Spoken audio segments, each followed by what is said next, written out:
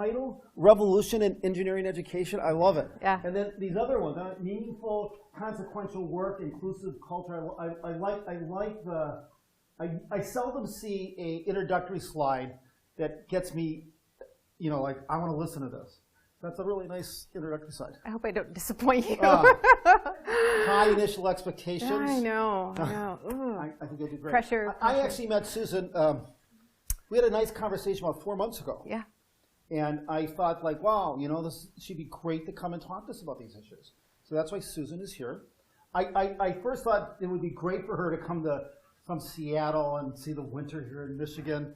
But apparently it's as wintry in Seattle as it is in Michigan right now. So we currently have more snow than you do. Yeah. So, yeah. Yeah. I was asked, a couple of people asked me, where are the videos for these presentations? Where are they published? It's a really good question. Susan would like to know. Someone else asked me. I asked Chris. Chris, everyone know Chris? This is Chris. So if you can't find your video, it's Chris that you have to talk to. But apparently, if you go back to your page where your presentation is announced, there should be a link to your presentation. Even better, it will be embedded into the page. So it's embedded. I have a page? You have a page that announces who you are and who knew? Right, little picture of you and your little description and et cetera, et cetera. Somebody will show me where this page is, and then I'll know where to find it. Yes. Yeah. Well, you go for Crate for STEM, you can find it pretty easily. Okay. Okay, good. Great. Well, I talk too much as it is, and I really want to have us spend time, have Susan talk to us. It's traditional, be just like we've always done in the past. She'll give a little presentation, and then we'll have a nice discussion following that. Yeah. So thank you for coming. It's a long, it seems like it's continental USA, but for those of you who've ever traveled between here and Seattle, it is a long, and that 3 hours, at least for me, disrupts me. So thank you very much. I'm very appreciative. Yeah. Well, thank you. Okay. Yay. All right. Hi, everybody. Thank you so much for coming out on a wintry day, although that's probably most days here, so maybe it's not all that unusual. So I'm going to talk a little bit about a project that we've been doing. The title slide kind of says it all, Revolution in Engineering Education. And that graphic is actually one that I created on my little tablet when I was at a PI meeting with my team, and we were trying to figure out a different visual representation of what we were trying to do, and we collectively came up with that. So I'll explain how that works in a second. So I work with folks in the School of Chemical, Biological, and Environmental Engineering at Oregon State University, even though I am a Husky from University of Washington. I will use the acronym CBEE through this talk. That's what it refers to. Essentially, it's a school, but it functions like a department. It's about 32 faculty members. And we put in some years ago now for a RED grant from NSF. RED was Revolutionizing Engineering Departments. It's now Engineering and Computer Science Departments. And what we stated our project goal was to seek revolutionary change in the CBEE school through construction of a culture of inclusion and a shift in our learning environments from sequestered activities to meaningful consequential work. And we came up with a graphic in about the second year of the project. We had this thing with pillars, and it was like silos. It was bad, just like the different pieces of our project, and we didn't talk to each other. And, it was bad. This is much better because it really captures what we think we're doing. So working on inclusive culture includes and informs and co-constitutes the meaningful consequential work that students do in classrooms, which then also feeds into the inclusive culture. So I'll show you how that works in a piece of the project in a little bit. So I just wanted to say a few words about the evolution of our revolution. We responded to the RED RFP in its initial year. We were part of the initial cohort of 10 sites. There are now 30 sites across the country, different sizes of school, from large land grants like OSU to small privates, and everything in between, community college. And they provided us gratefully with funding and a national community of people who are also working on similar kinds of projects. We meet annually as a group. And then the initial work by the CBEE Red team at Oregon State then led to where we are now, which is we're trying to institutionalize the practices and structures that we've helped to create to try to make it an ongoing CBEE project and not the Red project. So we're trying to shift that and having some success. Our initial pitch to NSF was through this lovely graphic, which they liked. I love it. But this tried to show how we were conceptualizing the space in which we wanted to do this work. And part of it relates to the problems of the way CBEE was initially.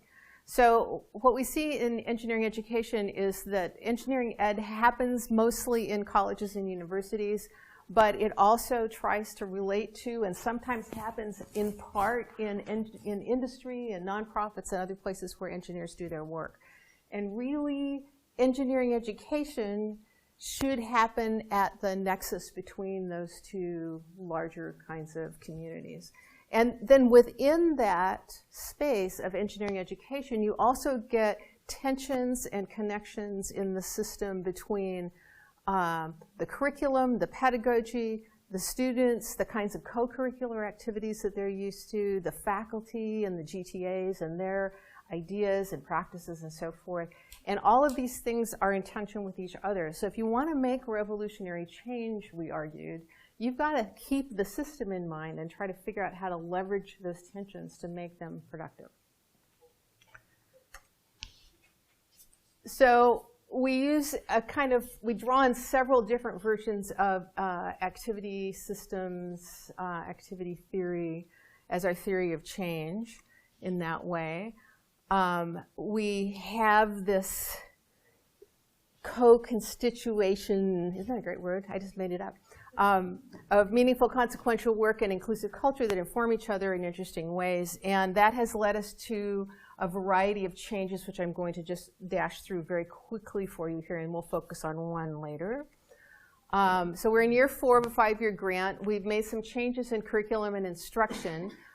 They've been working towards vertical integration of the courses, which was really novel for them to do. They had the kind of standard engineering ed collection of topics. Each topic gets a course. They're in a rough order because that's the way we've always done it, and so does everybody else kind of thing, to actually trying to think about how to integrate the courses vertically so that the students see connections between the courses at different levels.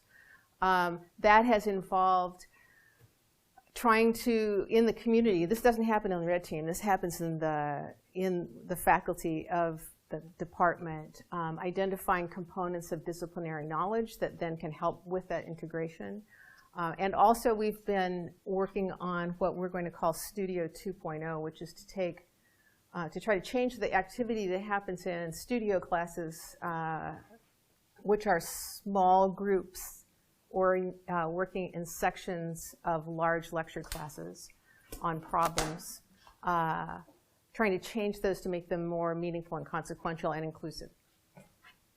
We've also done some changing of the departmental culture because we're interested in the culture not only for students but for faculty. They have a thing at Oregon State where they have position descriptions that are negotiable. So you get hired, right? You get a position description when you get hired. You're all familiar with that. But every year they have an opportunity to renegotiate the things that they're supposed to be held responsible for merit and promotion and so forth. And so that has shifted to include valuing work on inclusivity within the department, both for faculty and for students.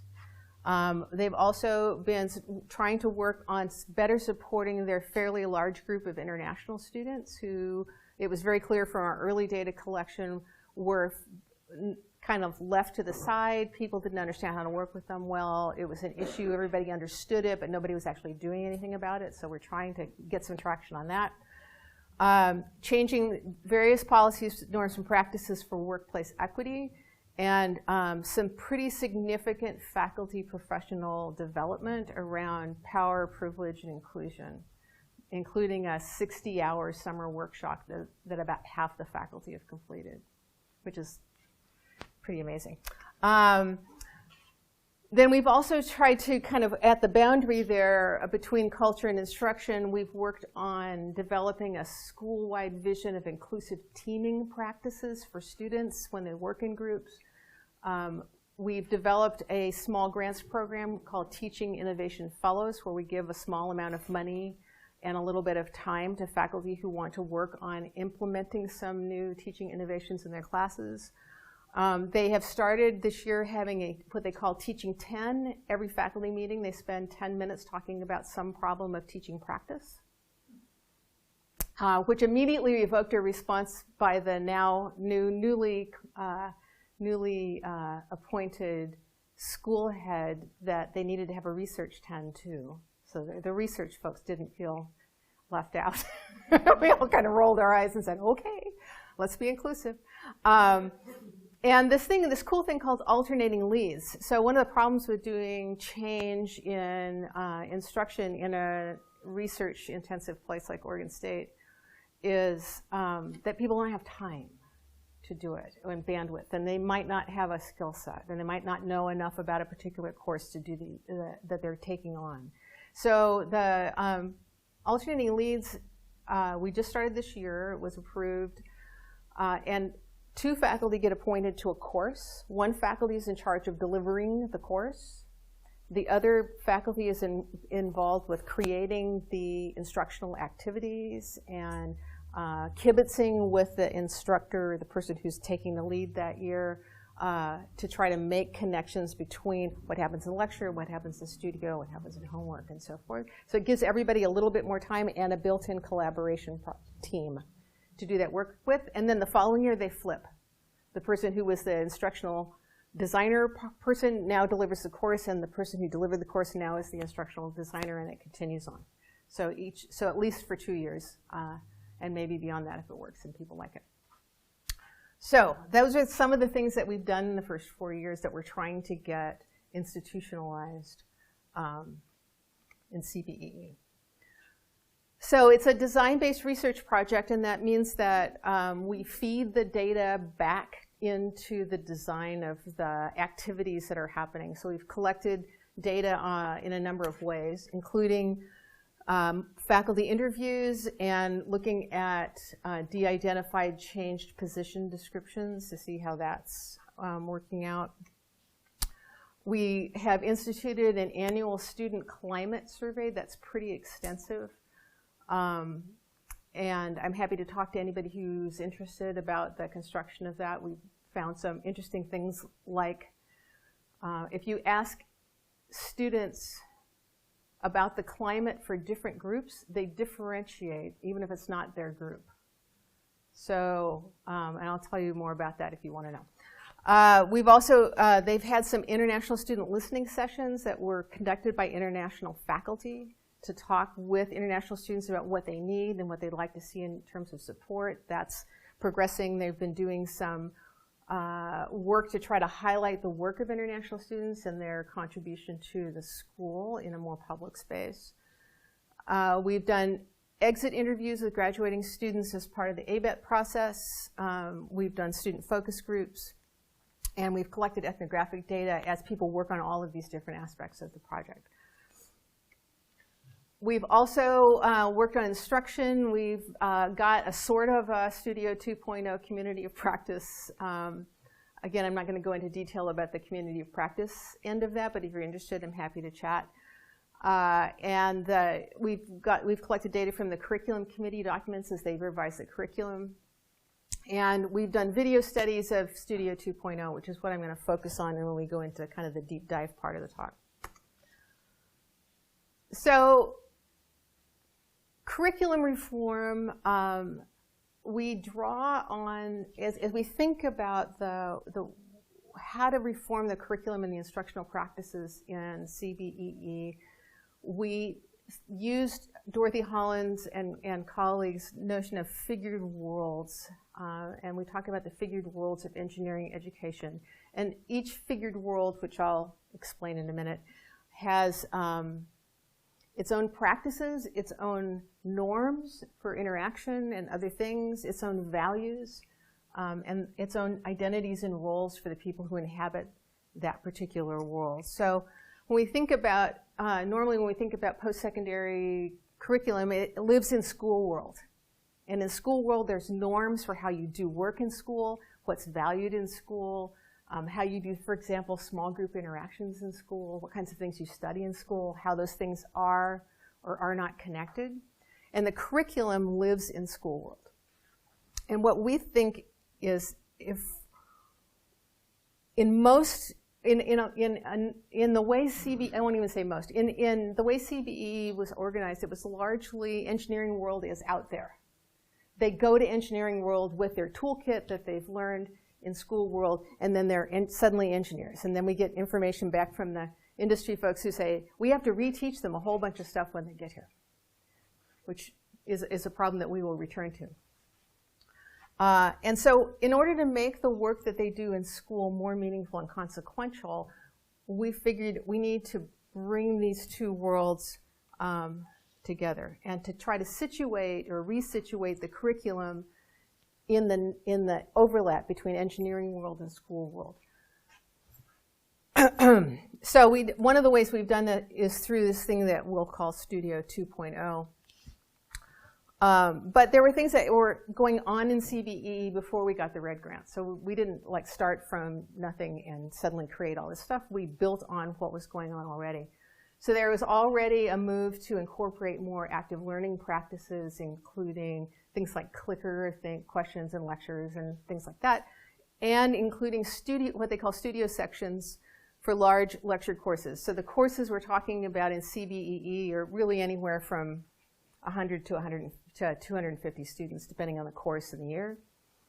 And each one of those then is broken up. They go to lecture twice a week usually, and then once or twice a week they go to a studio section where they're with about 30 of their colleagues and they work in small groups on problems. And so the problems were kind of the problem that we started with here. Like, what are we asking them to do in studio? And what was happening was they were being asked to do primarily typical engineering school kinds of back-of-the-book homework problem tasks. They tended to be decontextualized or only lightly, like with a little cover story kind of contextualized. And to have algorithmic solution paths, and there's usually a single solution path that was preferred and a single right answer.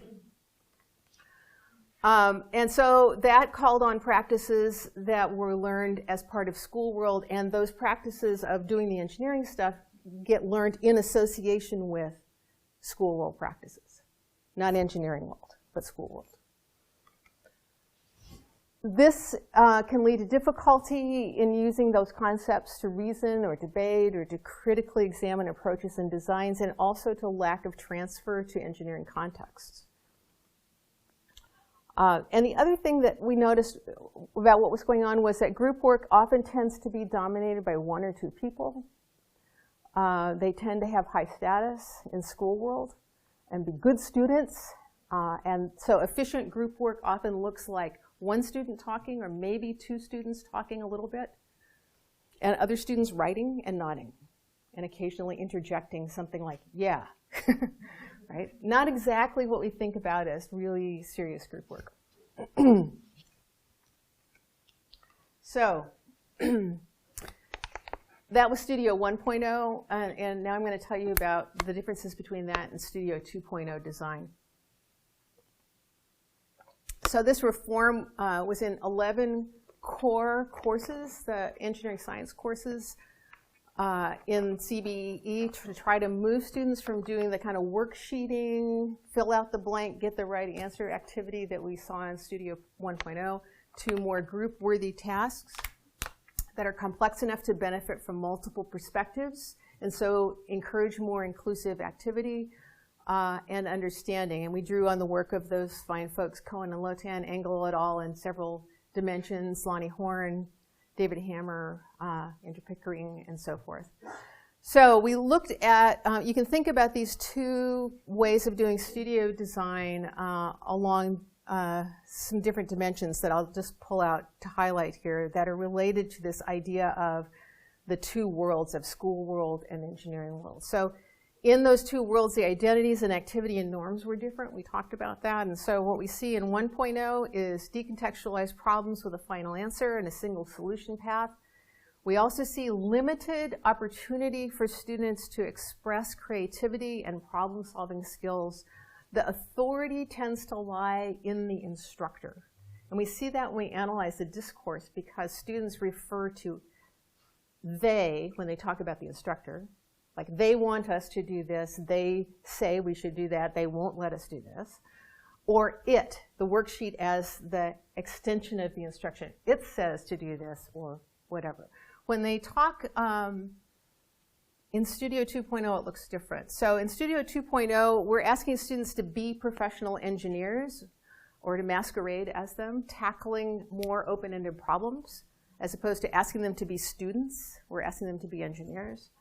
And they're encouraged to work with their group to come up with their own approach. The authority rests in the student within the engineering norms, within the disciplinary norms. So we're holding them accountable to engineering norms, but they get a lot of latitude to figure out how to approach these problems within those norms.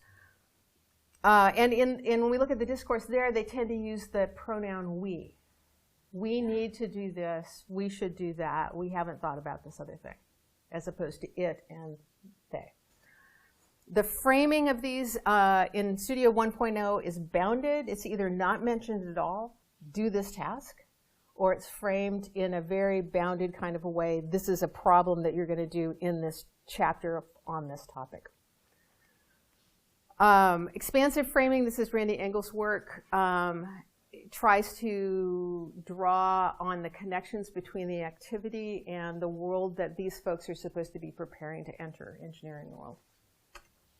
And the moves are involved. This is from Pickering's work, who argued that science, the work of science, and we've argued the work of engineering, is a combination of, when you're working, free moves and forced moves. The free moves are where you have the opportunity to think in new ways or combine things in new ways or come at problems from various angles. Forced moves are the disciplinary practices that you're held accountable to because you're doing work in a discipline. So that's the work of science and the work of engineering.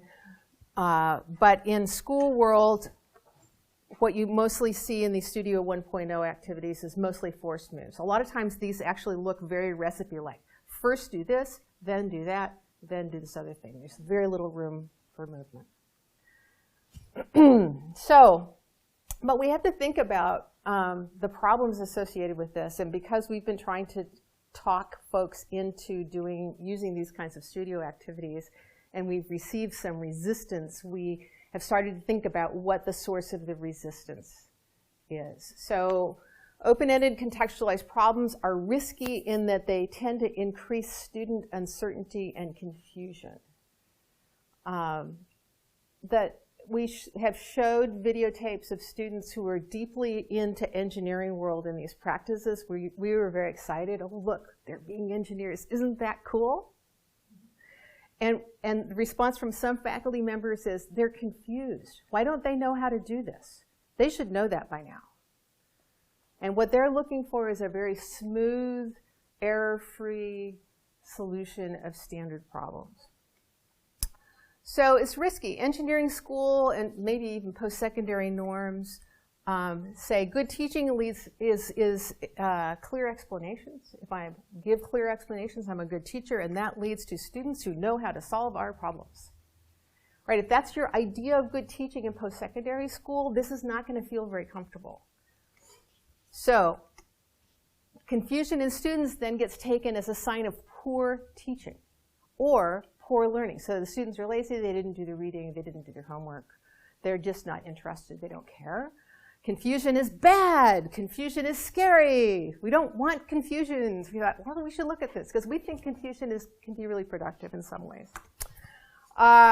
So another reason that they might resist change is that they have this model of constrained tasks that works well with their way of thinking about post-secondary education and their role as teachers. So when procedures are clear, there is less student confusion.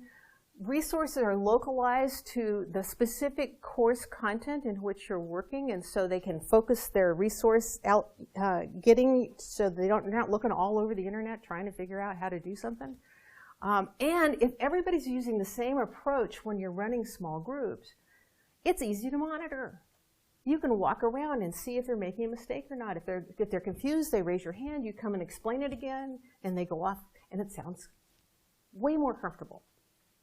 So there's less uncertainty for both the student, they're happy, and the instructor. And if you're using, as a lot of the studio courses at OSU use TAs and learning assistants, they're easier to train and more comfortable because all you have to do is say, here's the correct answer, walk around and check and make sure that they got it.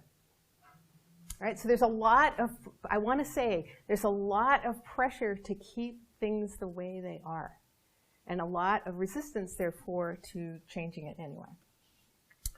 So we did some studies. We started out with lab studies where we brought students in and gave them tasks that were written for courses that they had recently completed, just to see what they would do with those tasks. And our research question in this set of studies is, how do student teams take up an engineering task designed for them to adopt roles reflective of professional engineers? Because if students are resisting them, we should be able to see that. And if they're not resisting them, or it's mixed, we should be able to try to figure out the dynamics that are happening with that. And then in the study I'm going to talk about in a minute, this is work with Ed Mykor and Milo Koretsky. It'll be presented at ASCE this year in a paper called Destigmatizing Confusion. Our research questions was the same research question I just gave you, plus in what ways might confusion be a productive state of engagement toward forming engineers? So what do we get out of letting them be confused? And the idea behind this was, if we can point to ways in which confusion is good, maybe we can convince our colleagues that they should let it happen a little more often. All right, so here's the case of confusion I'm going to show you. It's a group of 6 second-year students in CBEE. It's the 7th week in a quarter-long course on material balances. So they're well and truly into the course. They've had some tests. They've done studios every week. There's a graduate teaching assistant, and there's an undergraduate learning assistant facilitating the group work. And here's the task that they're working on. This task is different from other tasks. They've been doing a diet of mostly Studio 1.0 tasks, the more constrained school rule tasks. And then this task gets given to them, and the framing is basically, here's something really different. So it was designed by the instructor of the course, who was not on our research team, using design principles from problem-based learning and model eliciting activities. The students are situated as process engineers in a candy production plant, Beaver Sweet Treats. And the process that they are looking at is the hydrolysis of sucrose to glucose fructose mixture in acidic aqueous solution. So they're making the stuff that turns into those hard orange candies, right? And they're asked to evaluate whether to implement a new process which would allow for higher conversion but involve costly separation steps. So you can see the beginning of the task here to the right. It's written as an interoffice memo from Benito Beaver, who is the president of engineering at Beaver Sweet Treats. And it's, the subject is a process design recommendation. We are excited about our high volume, continuous manufacturing process design for our new orange candy product. This process will produce glucose, is the chemical signature for glucose, fructose, via hydrolysis of sucrose in aqueous solution. These higher volumes will reduce cost and energy use. Your team will be responsible for final process design and setup. And then it asks them to do some specific things. It asks them to start by sharing ideas on how best to work together as a team. They've never done this. This is week 7.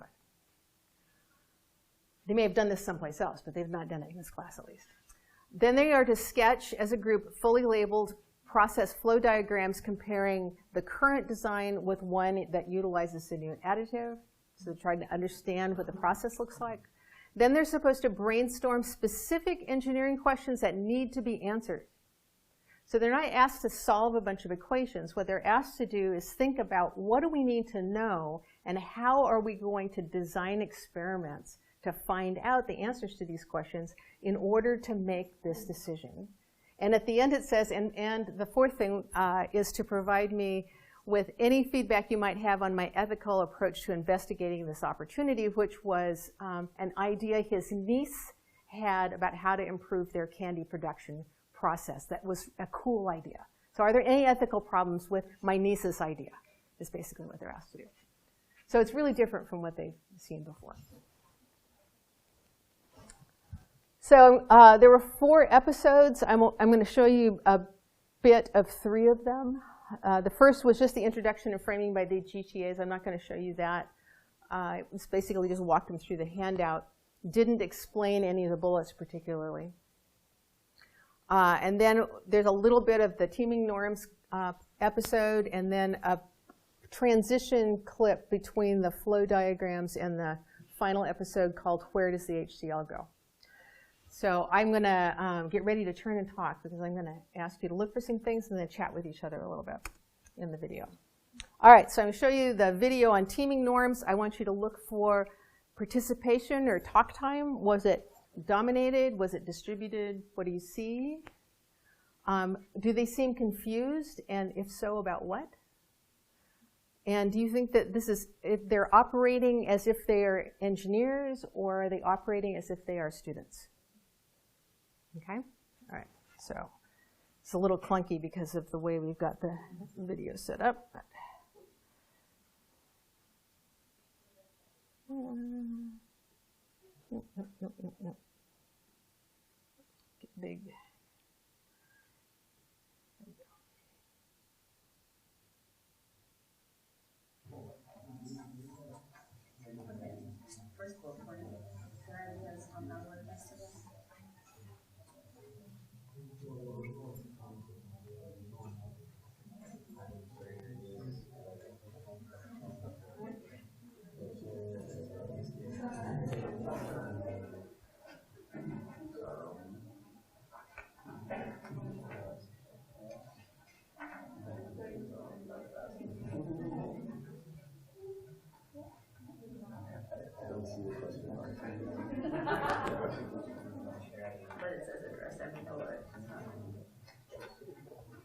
So you could talk about as a team like on this assignment, but you could also talk about maybe if you were dividing, like once you get down to the score, or if you talk about tests, you could kind of provide a way to like share that.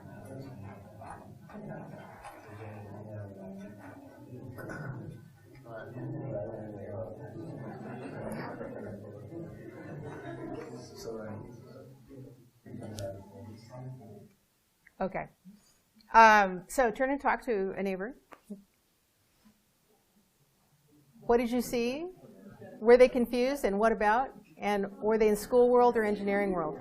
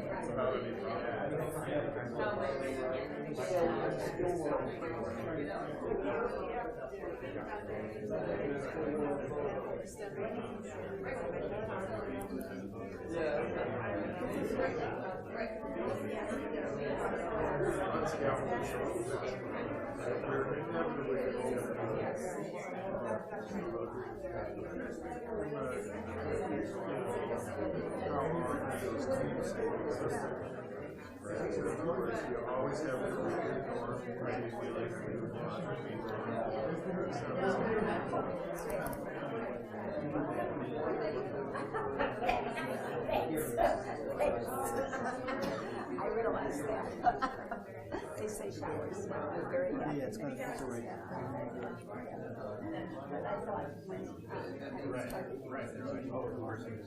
Okay. So what did you see? Confusion. You saw confusion. Yes, they were confused. What were they confused about?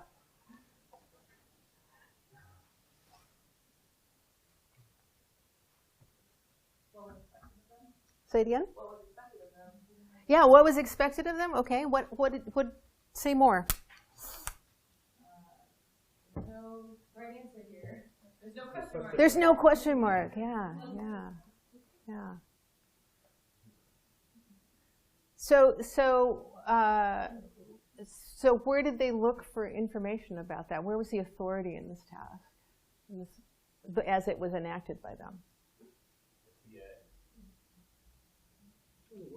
Yeah, it's like, it doesn't say that. Then did you notice how they oriented to the TA who was doing the explanation? And if you know, I didn't see this actually until last night when I was looking at this, but there's another group or two that are nearby that are also like leaning in, trying to hear what the TA is telling them, because they're all confused about this. All right. Engineering world or school world? You're in school world. All right. So I don't want to take a ton of time on this, because that is, yes, it is confusion, but it's school world confusion. Did you notice anything about the participation or talk time? Anybody? Two males talked. Well, the first person to talk was the female. That's we call her F1 fondly, female 1. Yeah. All right. First bullet point, right? That's F1. Yeah, and it wasn't really even. It wasn't totally dominated by one or two people, but there wasn't a lot of participation by everybody else. So, all right, let's go on. So the next part, they're going to do flow diagrams. So this is the part, draw out a labeled flow diagram for the processes. And so I'm going to show you, oops, I put my computer to sleep, sorry. I'm going to show you the next clip, and we'll hope that it works as well. Oh, look for the same things. Participation. Are they confused? If so, what about? Is it school world or engineering world? So is that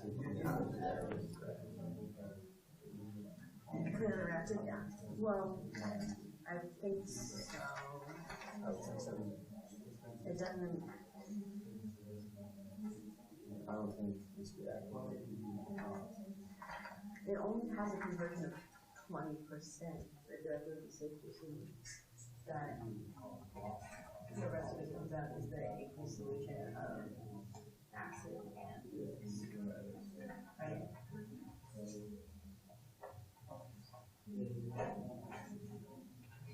Because I think it's the unreacted sucrose, right? The unreacted sucrose is like the same thing. It's like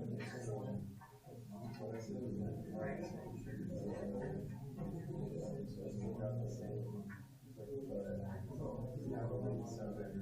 So it's just like the acids like the catalyst.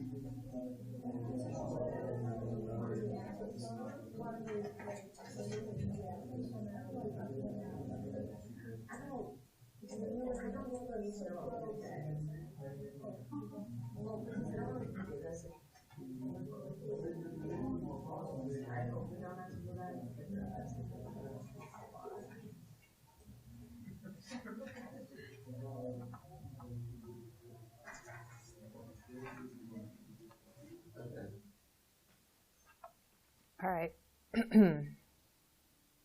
So, turn and talk. Was it dominated or distributed talk time? Was there any confusion? If so, about what? And were they in engineering world or school world? Go.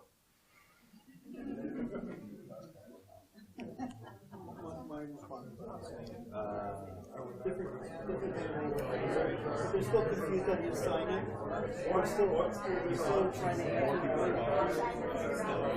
They're not trying to figure out the phenomena. They're trying to answer the question on the worksheet. F1 and M2 deposition. Yes. Well, they even said it seemed to be a little bit of what they possess to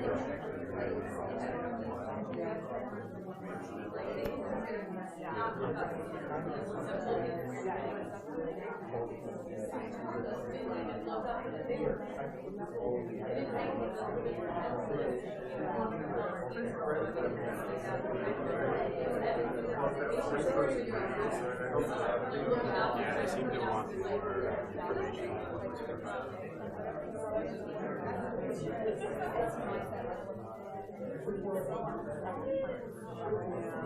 I think that is, these kids are stuck in school. Right, yeah.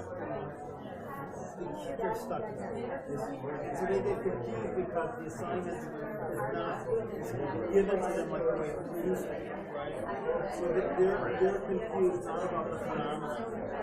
They're confused about the assignment. And it's a totally different thing. They're confused about like what's expected. Yeah, I mean, I think they were looking for, sorry, because can we do this without knowing this sort of stuff? We need that. Yeah, I mean, I don't think that's always going to be done. I think we need to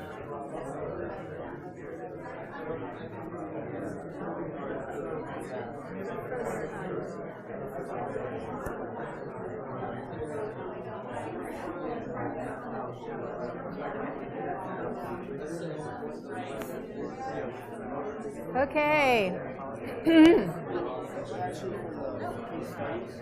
We should get some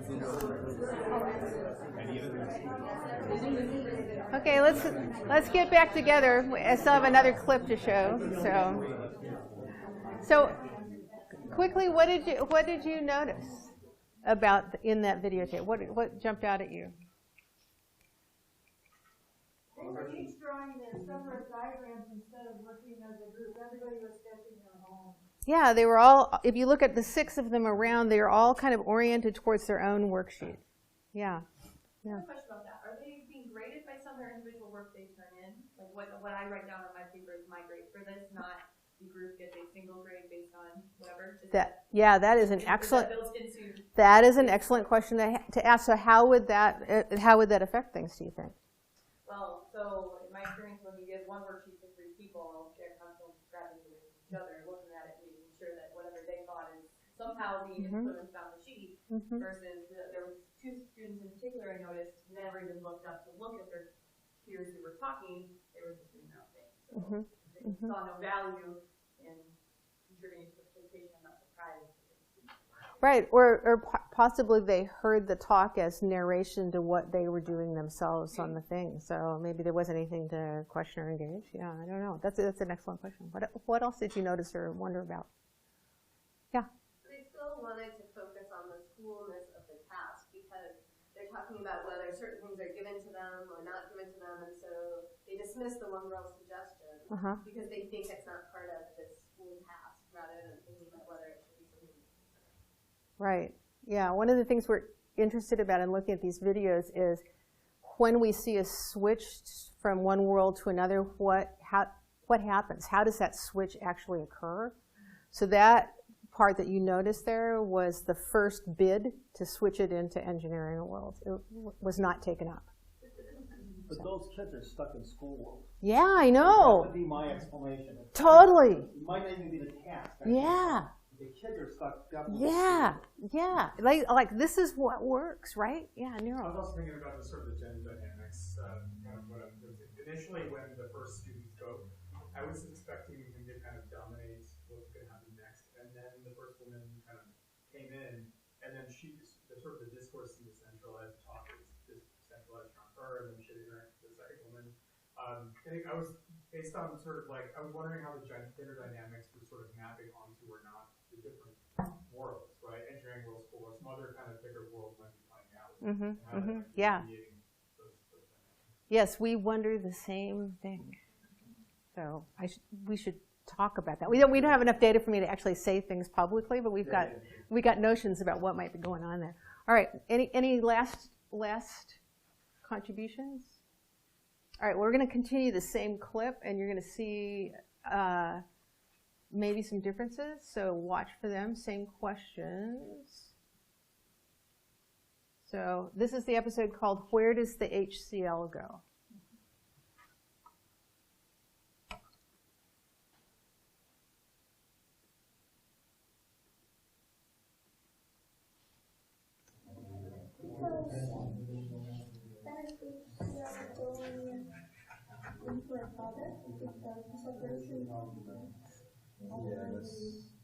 That covers 95% of the reactor sequence.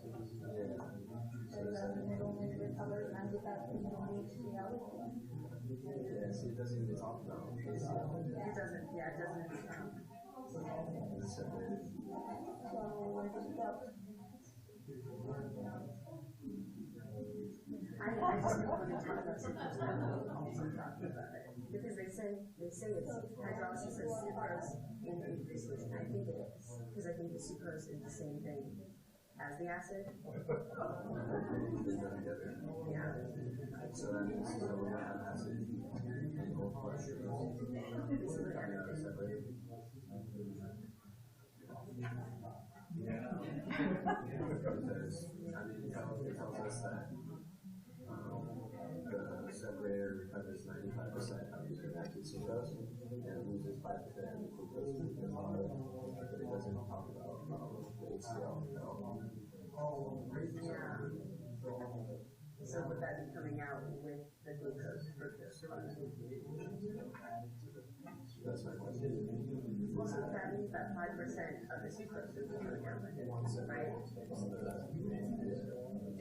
So I think we kind of don't really have to worry about it, because I think it kind of is just with the sucrose.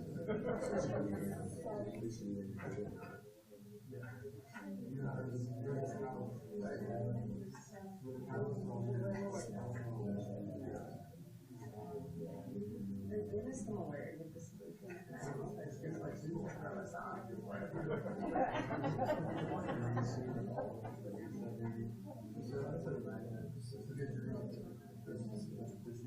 Does that mean that there's still some stuff left?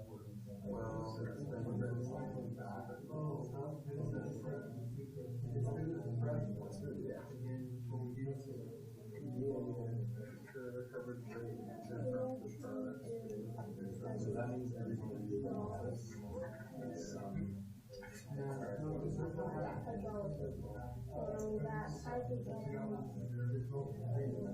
and so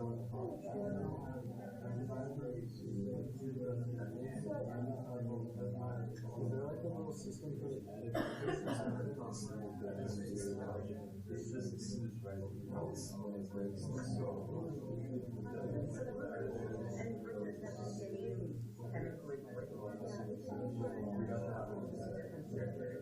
it's just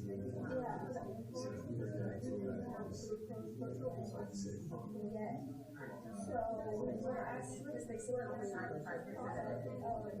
Yeah.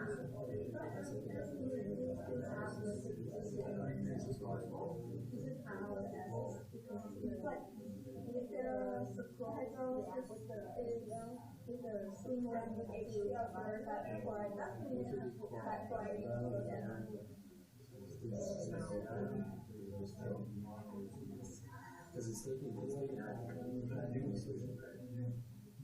and it's taking protons when it breaks, because there's this oxygen in it. This is alcohol. Which would be like this oxygen. You just assume that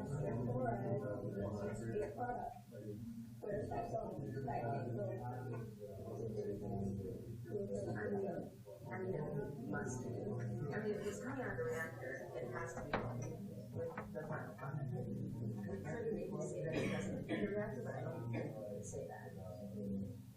You know, I think it wouldn't just hang out in the reactor on its own.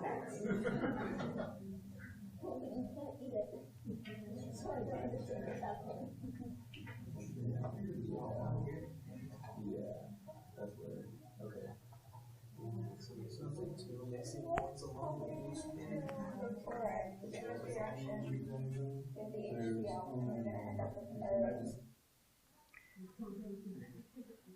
Okay, so turn and talk. What'd you see? So I think that's trying to break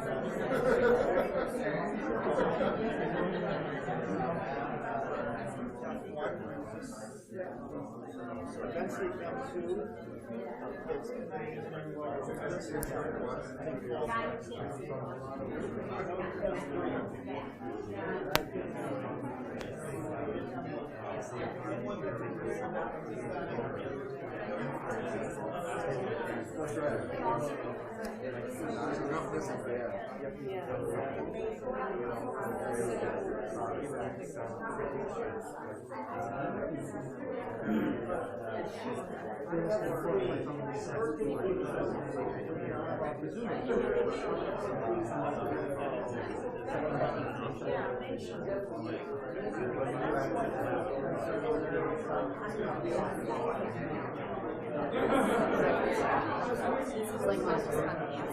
It's a nice little part that I don't see dynamic.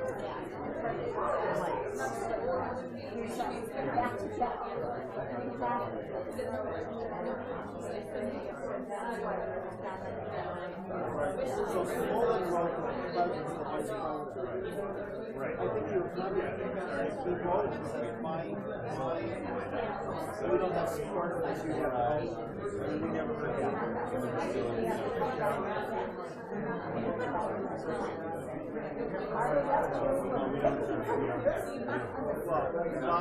Bob didn't respond.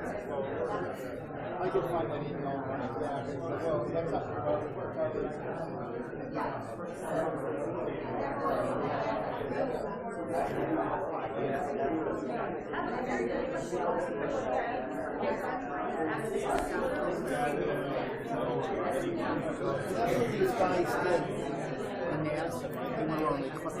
Okay.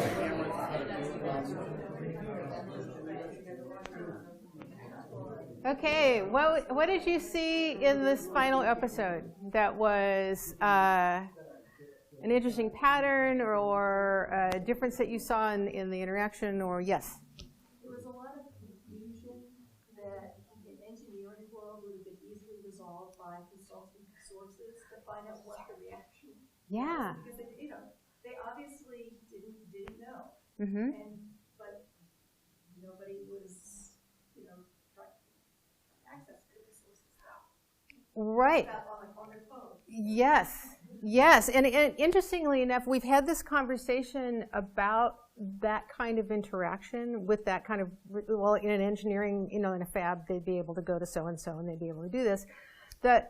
The question is, do you want them to have easy access to that resource and get the solution quickly, or do you want them to actually have to think about what they're trying to find out about? So that the purpose, the way you do engineering world in, as Joe says, school world, because they are in school world, may not be quite the same as engineering. So that's a way in which that might be. Tiffany, you want to follow that on? I did. So, they're hung up on a very trivial aspect Mm-hmm. of a minor thing that has to do with the whole problem. Mm-hmm. And yet they're actually, it's unlikely that they will reason their way through this because they don't have enough disciplinary understanding. Mm-hmm. Mm-hmm. So that goes to your point. Is it profitable to have them, they're worrying this tiny point. They don't understand the role of intelligence. Mm-hmm. And so it's going to be very difficult for them to move forward until they get some knowledge. Okay. Joe? So let me just acknowledge on that. Okay. I know But there was a switch from filling out the worksheet to figuring out the problem. But they're not figuring out the problem. They're trying to. They're trying to, but They're they're not lacking going some to get background anywhere, knowledge. and they're But the stuck. conversation changed. The conversation changed from, I gotta fill this out, when I'm worried about, But if they can't figure it out, Okay. that's my point. All right. Whoa. All right. I'm gonna be a traffic cop here. I heard something from the back of the room in response to that they haven't figured it out yet. Yes. I was kind of comment on what Joe said, that even if they couldn't get you figure it out, even though it's a few times now, I still think there's some merit to it, and when they're still in college, and we do want them to eventually still a step in the right direction. We're just kind of. I don't think anybody's saying we don't want them to figure it out. I think what we're saying is, would it be more productive to have them figure out things that they can figure out? Yeah, I'm saying well, they took a step in the right direction. Yeah. Okay. So what did you notice? I'm gonna shift this just a little bit. What did you notice about the interaction? Because I heard that come up in a comment too. How did that change over the course of that clip? Nero. Over here. Oh, sorry. You were I'll bring it in the corner. Whoop. Oh, there you are. Hi. I thought Sorry. there was interesting things about the interactions in that it seemed to be more dispersed talking, but I was also really interested in paying attention to whose ideas were taken up and whose were claimed. At one point, the man number one, I think he said, like, my question, that's my question. That's my question, right? Well, Yeah. it seemed like one of the women already had voiced that Right. question. So it's Right. interesting to see who needed to like validate those questions or those comments. That is a pattern that we're starting to notice across groups, that when there's a failed bid by somebody who's not one of the leaders of the group to move it out of school world into engineering world, it often is resisted by the leaders until one of them, or and maybe it's another person, but it seems to be like one of the two main people that have been talking takes it up in whatever way, even if they claim the question for their own. Then it then becomes a legitimate question to talk about, and once that happens, then you see the more dispersed kind of breaking it. They broke up into little pairs, and they're showing each other their diagrams, and they're trying to work it out. And it looked very different from the back and forth, fill out the worksheet part. Right? Did you notice anything else that jumped out at you that you thought was curious or interesting? It took a long time for them to reach out to their TA. Yeah, and to your point, what the TA says is, oh, you don't need to worry about that. And we went, oh, no, they were confused. It would have been a great time to push them a little farther and talk about at least why they don't have to worry about it. But he just says, oh, no, don't worry about that. That's just like, move on. Sigh. But so let's show you just a little data from our analysis. This is a talk time graph that our Ed Mycor developed, which was really helpful in us visualizing, because we kind of thought that it was more distributed at different points, so we didn't have anything that was quantitative that we could really look at for that. So each bar is 30 seconds. The different colors are different students. So there's the students on the side there, and you can see this is the teaming norms thing where they're kind of thrashing around a little bit at the beginning, and then it kind of breaks up into two main people who talk towards the end of that.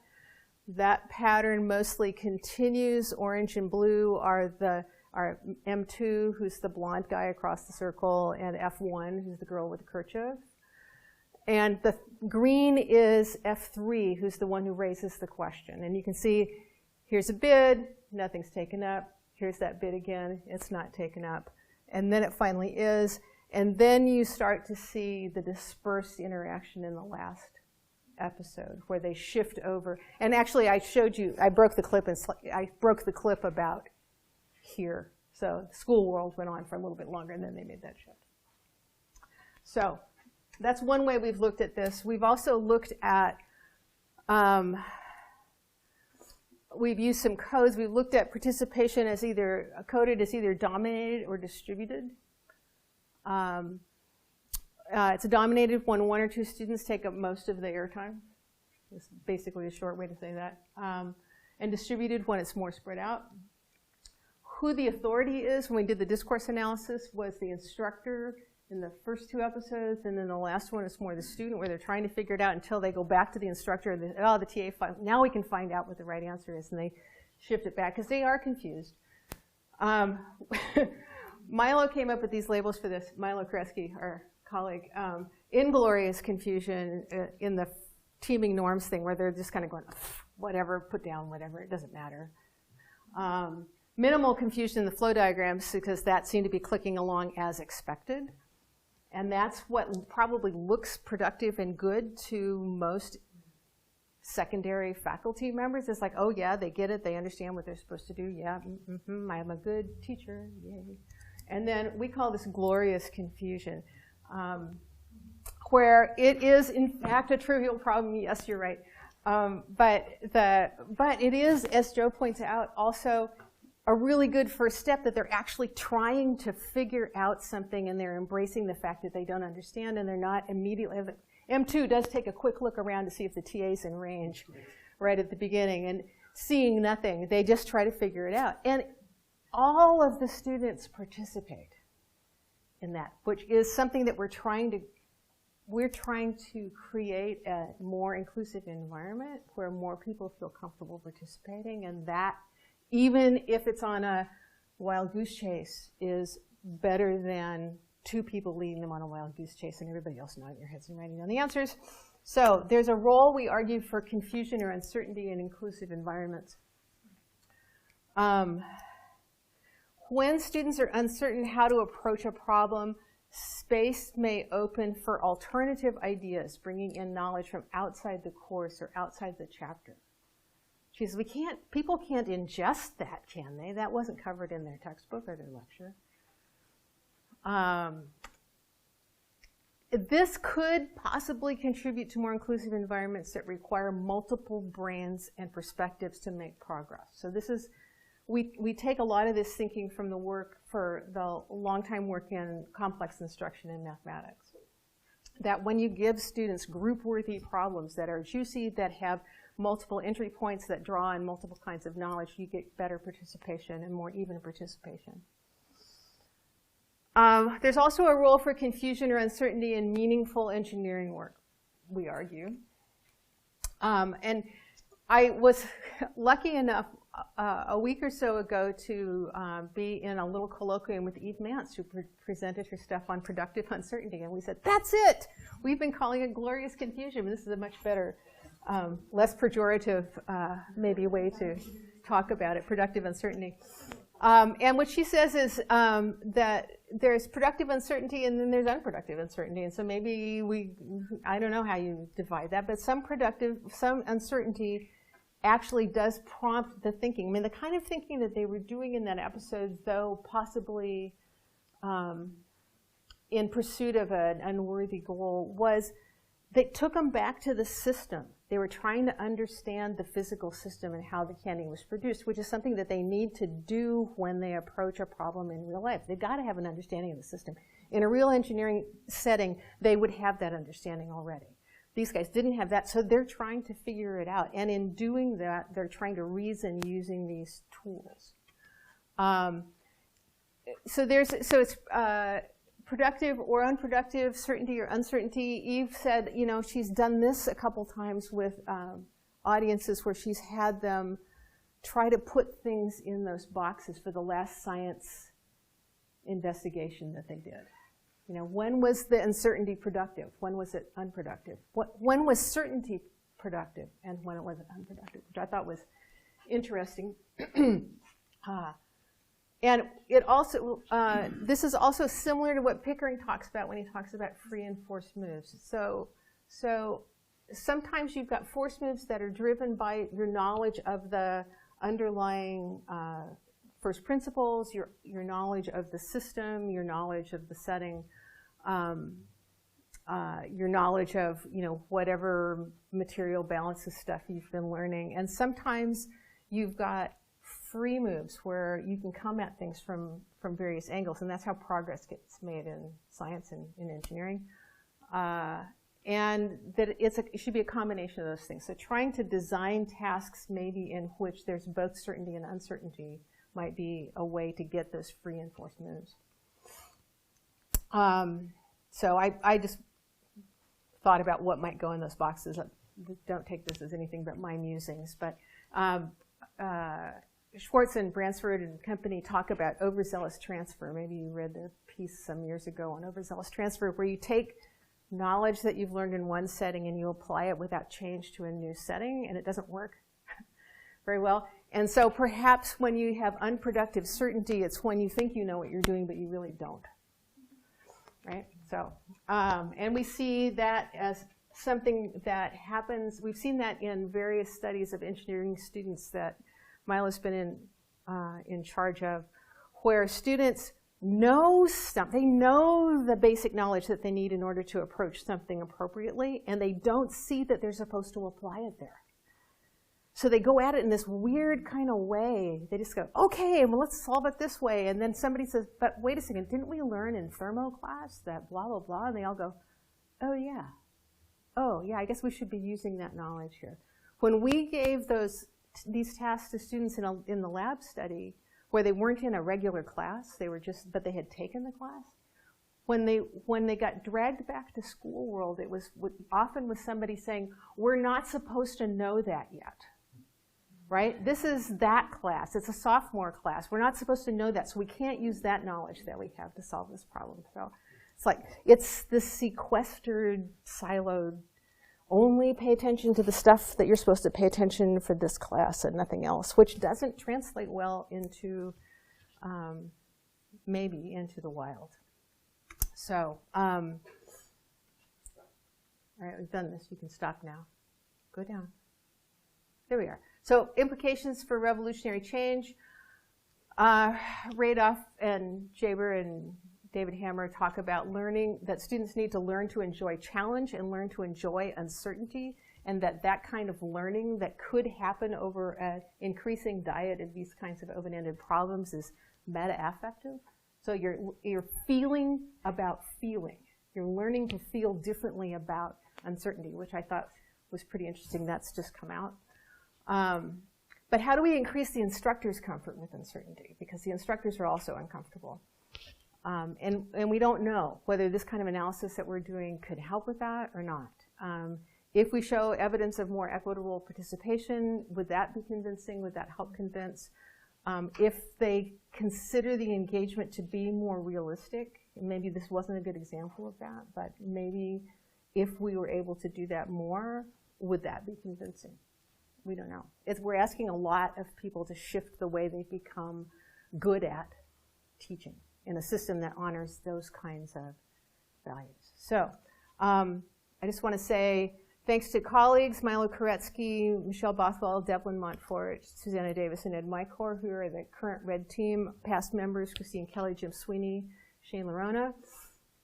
And also, you can see the Oregon State CBEE Revolution website by just going to cbee.oregonstate.edu revolution. And thanks.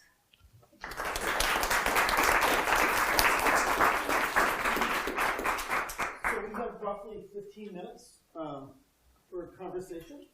So if there are questions that you'd like to ask Susan, you have 15 minutes. What?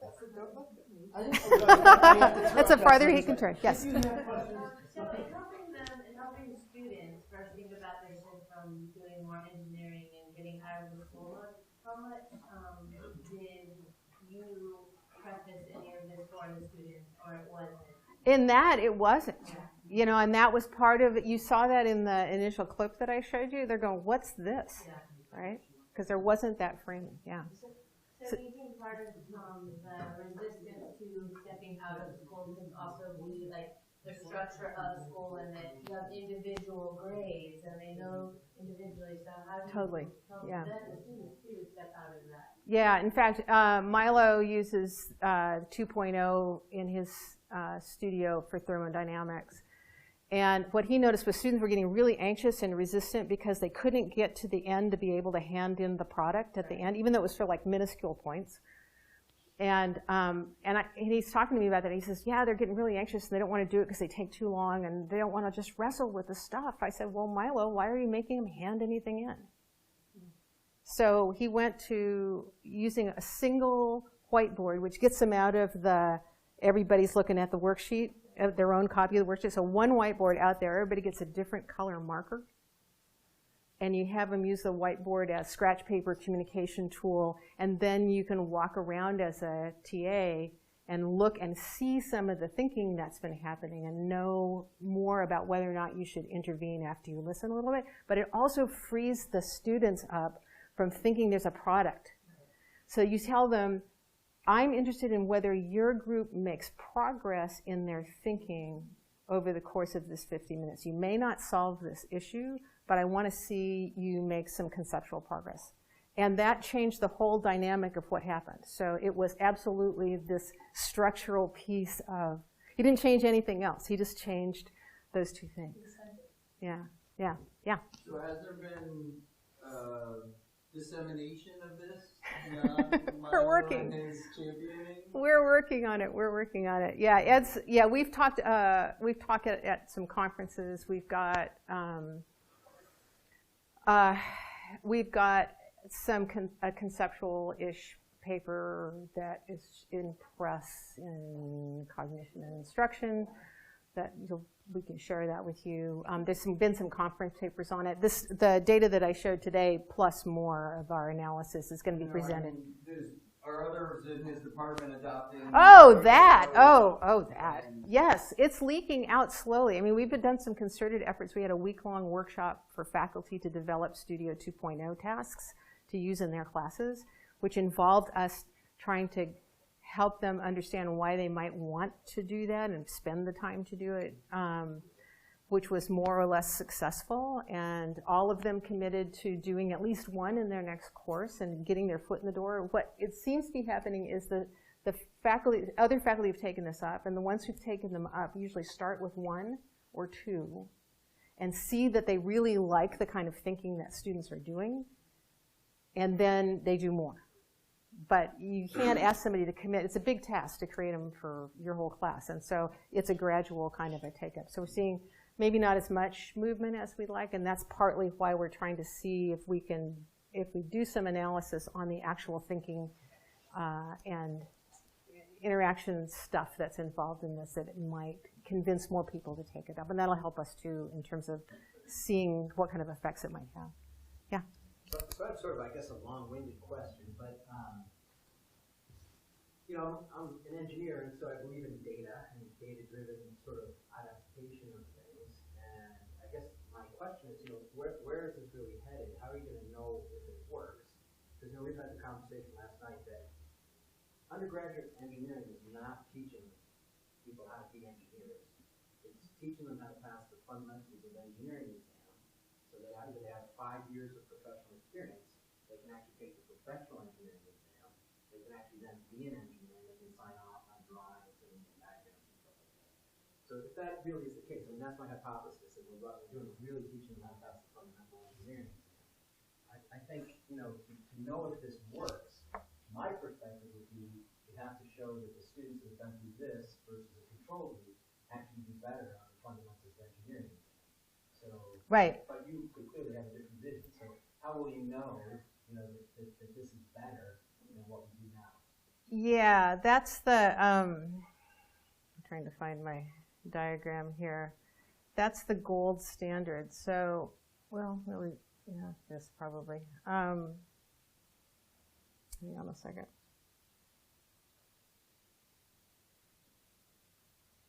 No, that's not what I want. Trouble is I can't see. Put your glasses on, Nolen. Okay. Oh. Well, it made that.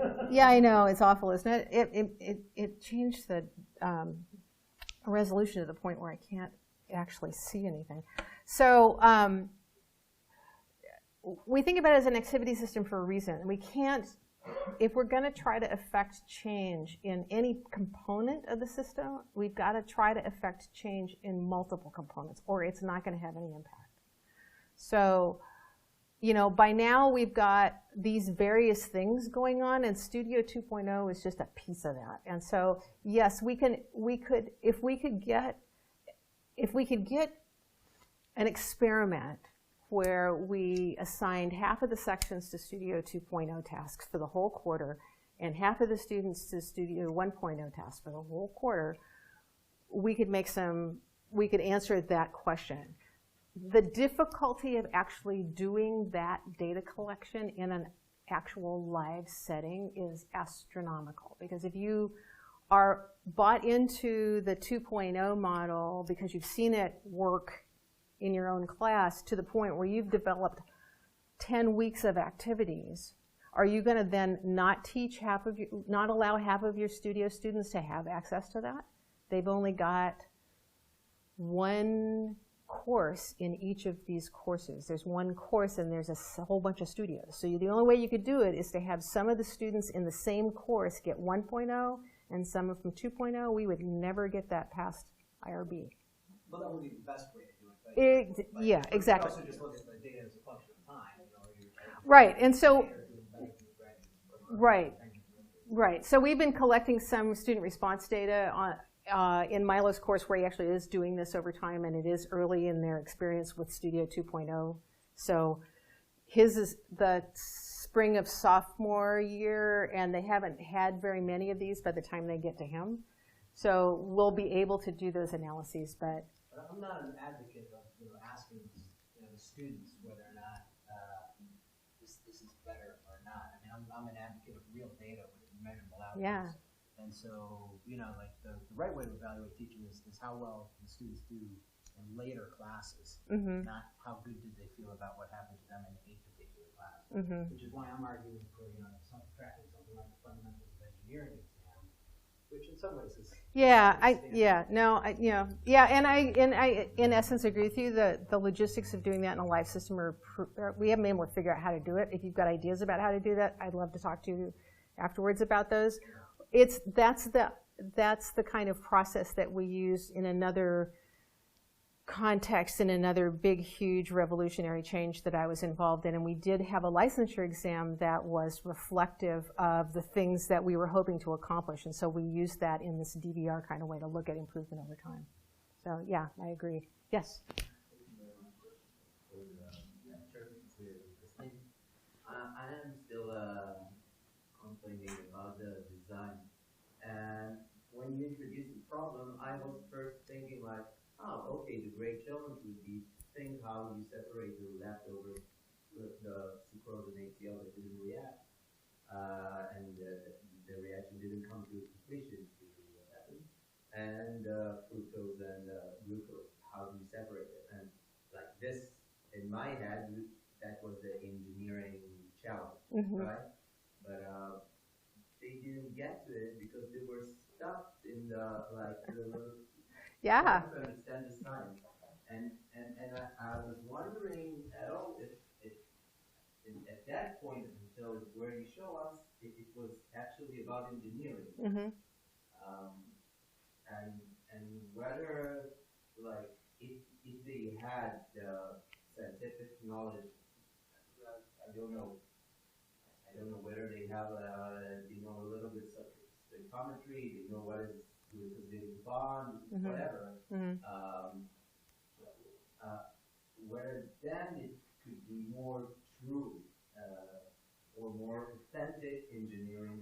Right. Yeah. There's always a risk in showing a single task as your evidence because all of the flaws in that task become reasons to dismiss the notion in its entirety. So luckily we have other data that I didn't talk about that get at. So our lab studies, for example, were students who were doing a task from a class that they had taken and passed. So they had the background knowledge to be able to approach the task. And so that was a little bit, they didn't struggle with the same kind of points that if they knew what they were doing, they wouldn't have gone in that direction. And so that's an issue. But we still think this is an interesting case of when they do start trying to figure it out together as opposed to just approach it algorithmically and efficiently, the participation shifts in ways that we think are productive. That they actually do try to reason it through with the system and what they do know, even if what they do know is incomplete. But if I was going to use this task, again, in a class, and I had seen this video, then I would know something about how do I need to redesign the task to more get at what we were trying to get at. And really, what he really wanted them to do was that part that they didn't even get to in the task because they got so bound up in this one thing that was this ethical issue. And he did want him to talk about ethics, but he wasn't even thinking about that when he designed the task. So that was why we encourage people to look at how students, I mean, we do this in instructional design all the time. You design a task and you say, okay, well, what did the students do with this task? And can we learn something from what they did with this task that will help us in designing things in the future? So that wasn't the focus of this talk, and so I didn't want to talk about it. But yes, I agree, totally. Yeah, I know, I was like, oh God, why did they do that? But then isn't it kind of cool that they did it? So, and we see similar kinds of productive uncertainty things happening with much more competent students in tasks that are better suited to them. Competent being that there's a match between the task and the student and what they bring. But I'm also reminded of Randy Engel's argument that you have to balance problematizing the content with providing the resources that students need to be able to attack the problem. And in this case, we had problematized the content in a way that we didn't anticipate. And the students didn't have the resources that they needed to attack it. Right? So. Yes, I agree. Yes? I was wondering, thinking about that slide presented with the matrix of productive, unproductive certainty and uncertainty, I was wondering if you've been able to look back in maybe studios or classes that have been able to do multiple Studio 2.0 tasks, and if there was a difference in maybe students third time doing a task like that versus their first time, and their willingness, their ability to get into that productive uncertainty quicker. Yeah, that's what we're trying to collect some data on that, and we have very few instances of entire courses that are largely or mostly this kind of task to be able to do that longitudinal analysis. But we're getting the video in the can as we speak, to be able to do some of those. And what we see, and what instructors' impressions are that spend time in their studio sections, we did in all of them, is that students do become more comfortable over time with this kind of task. And by the end of the course, and TAs tell us this as well, that it's very nervous-making at the beginning when they run into these tasks. They're not sure what's expected and what the instructor wants and all this kind of stuff. And once they get a little bit more comfortable with the approach, then they actually dig in better and better. We see this, this kind of approach has been used in the capstone course for a long time. So in the capstone course there, they do a virtual vapor deposition reactor project where there's a piece of software that mimics a vapor deposition fab, and one that's a bioreactor that's analogous.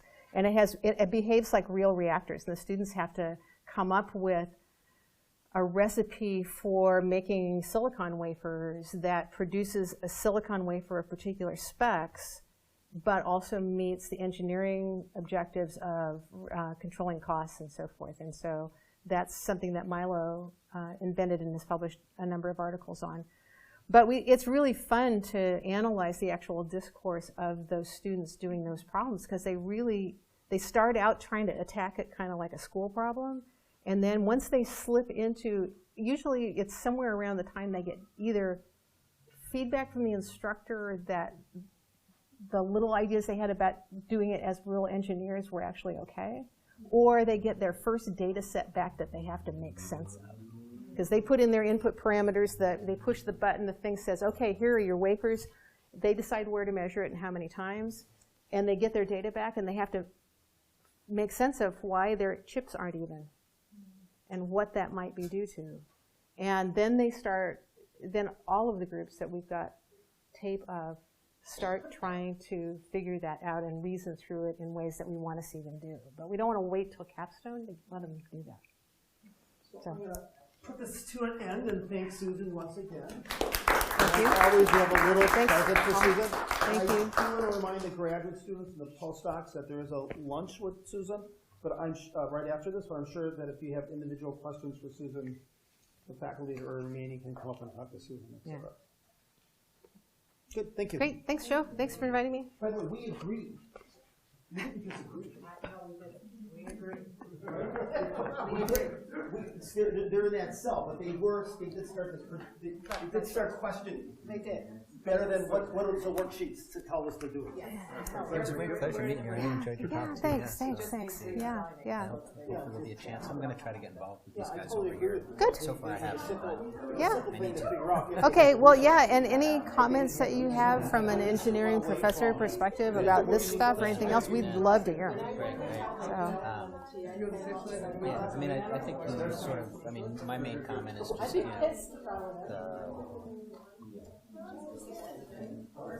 the comment I made. Yeah, it's the structure stuff. Yeah. How do you know?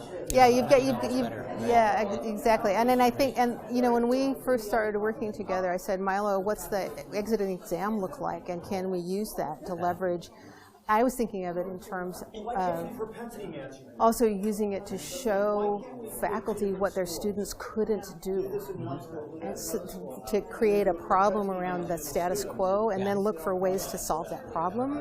So, and he said, well, you know, there's problems with the exam, and we don't really have a clear idea about what the students do with this when we get out, and it's just like, well, how do you know how to design a curriculum if you can't do backwards design? Yeah, and I mean, this has been something that I've harped on for a long time, and it really comes from just, not my own experience, but really my wife's experience, you know, just in terms of, and you know, I know other people that have undergraduate degrees, and getting your PE was really